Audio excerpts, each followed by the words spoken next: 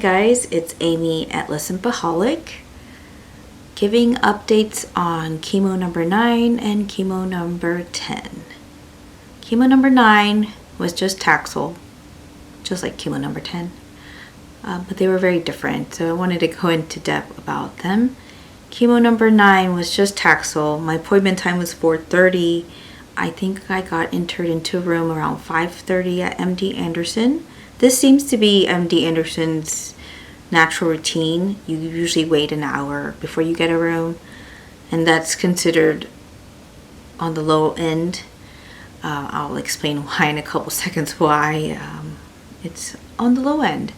So that Taxol number 9 was pretty easy. I was in the room 5:30, out of the room by 7:40. The nurse that I had was very fast and efficient, so I think that really helped.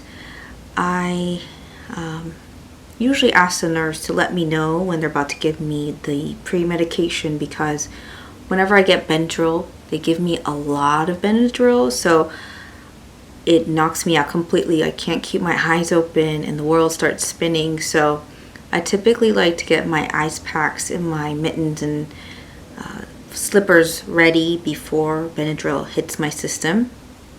This time around, the nurse was very fast and forgot to mention it, and by the time he did, I was out.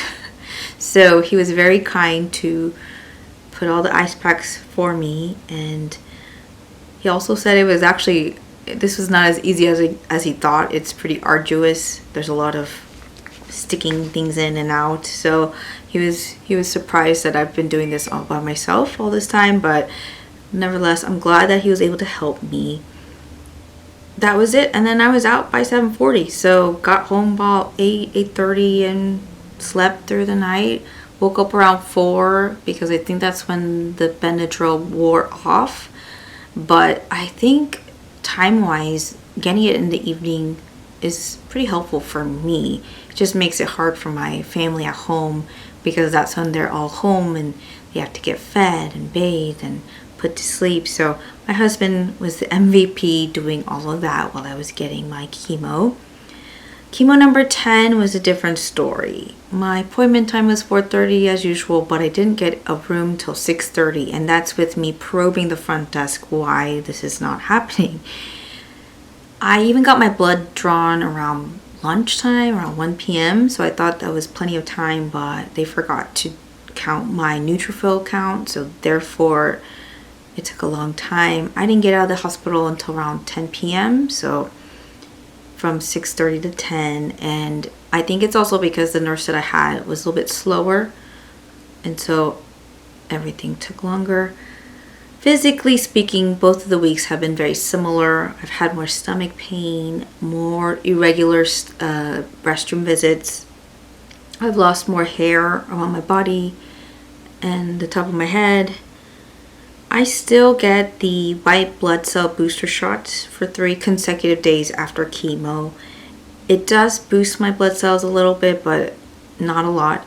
It's just enough to get chemo, but I'm still on the low end of everything for my white, red, platelets, hemoglobin. Everything is pretty low.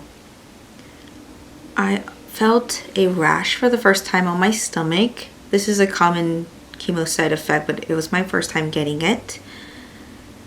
I also had increased fatigue, lightheadedness, dizziness anytime I moved, headaches. My head feels like it's constantly throbbing, and there's this overwhelming feeling of unsettledness in my body, especially in my stomach and digestive system. Food does not taste the same. Everything tastes salty to me. I've gained weight in my belly, but I've lost muscle mass.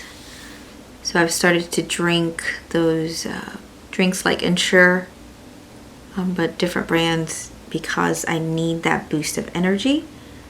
I haven't been working out, and just going up the stairs is arduous for me, so I am not penalizing myself for not working out, but I do know that once I'm done with chemo, I do want to start cycling again so that I can help boost some energy in me. Mentally speaking, I'm actually doing well. whenever I receive Taxol, I think those are the weeks that I do well mentally. But whenever I receive Taxol, Carbo, and Keytruda, those are the weeks I don't do well mentally, as well as physically. So that one is coming up this week. I'm getting all 3 this week. It'll be my 11th chemo session out of 16. So I'm really excited about that. I'm almost done. Not quite, but November 17th will be my last chemo. So I'm really looking forward to that. I am also hoping that my husband keeps his energy and his positivity. I know it's been a hard journey for us, and he's been such a great husband and father despite everything that's happening to us.